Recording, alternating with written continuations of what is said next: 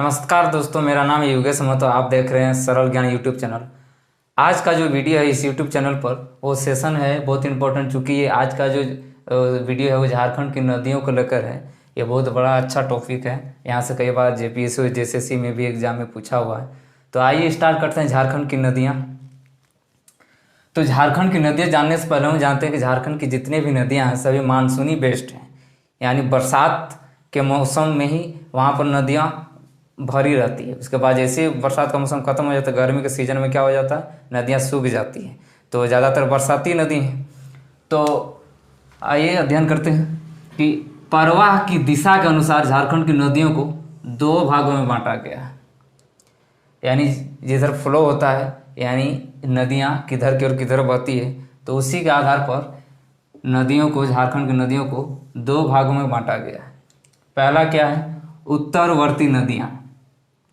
दूसरा क्या है, पूर्ववर्ती, या तो फिर उसको दक्षिणवर्ती नदियाँ भी कहते हैं। इन नदियों को, झारखंड नदियों को दो भाग में बांटा गया है प्रवाह की दृष्टि से। पहला क्या है, उत्तरवर्ती नदियाँ, दूसरा है पूर्ववर्ती या दक्षिणवर्ती नदियाँ।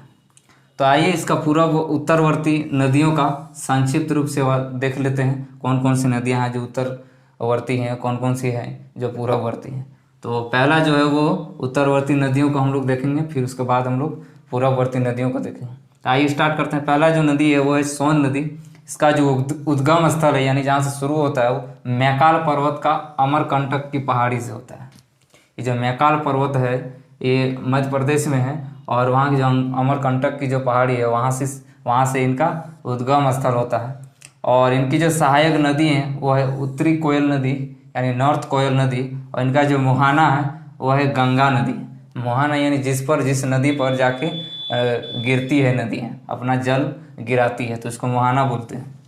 और इनका जो अपवा है वो है पलामू एवं गढ़वा। ये एग्जाम में कई बार पूछा हुआ है कि सोन नदी सोन नदी की सहायक नदी का नाम बताए, तो उसका हो जाएगा उत्तरी कोयल। उसका मुहाना पूछे तो गंगा नदी, और अफवाह पूछे तो पलामू और गढ़वा दो डिस्ट्रिक्ट में बहती है। अगला है उत्तरी कोयल नदी। इसका जो उद्गम स्थल है वो है रांची पठार का मध्य भाग। यानी इसका जो उद्गम स्थल जहाँ से शुरू होती है नदी वो है रांची पठार का मध्य भाग।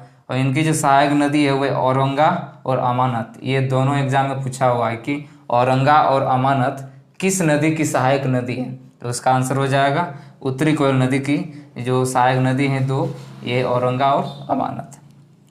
और इनका जो मुहाना है वो सोन नदी, यानी उत्तरी कोयल नदी जो है वो अपना पानी सोन नदी पर जाके गिराती है। और इनका जो अपवा क्षेत्र है वो गढ़वा है, पलामू एवं लातेहार। ये तीन डिस्ट्रिक्ट हैं जिससे होकर ये फॉलो करती है। तो ये भी कई बार एग्जाम पूछा हुआ है, उत्तरी कोयल नदी का अपवा क्षेत्र क्या है, तो उसका आंसर हो जाएगा गढ़वा, पलामू और लातेहार। इसके बाद आगे देखेंगे। तो इसके बाद आइए देखते हैं अगली जो नदी है वो है पुनपुन नदी। इनका जो उद्गम स्थल है वह उत्तरी कोयल प्रवाह क्षेत्र के उत्तर से। ये भी कई बार पूछा गया है कि पुनपुन नदी का उद्गम स्थल कहाँ है, तो वह है उत्तरी कोयल नदी के प्रवाह क्षेत्र के उत्तर से ये शुरू होती है, वहाँ से उनका उद्गम स्थल है। सहायक नदी पूछा जाए पुनपुन नदी तो दारधा एवं मोरहर, ये दो नदियाँ हैं, दारधा एवं मोरहर, जो पुनपुन नदी की सहायक नदियाँ हैं। इनका जो मुहाना है वो गंगा नदी है, यानी पुनपुन नदी गंगा नदी में ही जाके मिलती है। इनका जो उपनाम है एक, वो याद रखना है किकट बमा गधी। ये भी याद रखिएगा, किकट बमा गधी किसका उपनाम है, तो याद रखना है पुनपुन नदी का। अगला नदी है वो है फाल्गु नदी। इनका उद्गम स्थल है छोटा नागपुर पठार का उत्तरी भाग। फाल्गु नदी का जो उद्गम स्थल है वो छोटा नागपुर पठार का उत्तरी भाग है। और इनका जो सहायक नदी है वो निरंजन है, जिसे लीलाजन भी कहते हैं, और मोहना। ये दोनों याद रखना है, निरंजना नदी और मोहना नदी, ये फाल्गु नदी का ही सहायक नदियाँ हैं। इनका जो मोहना है वह ताल क्षेत्र के निकट गंगा नदी, यानी फाल्गु नदी भी गंगा नदी में मिलती है। कहाँ पर, ताल क्षेत्र के निकट। इनका जो उपनाम है ये भी इम्पोर्टेंट है, वो है अंतसलीला।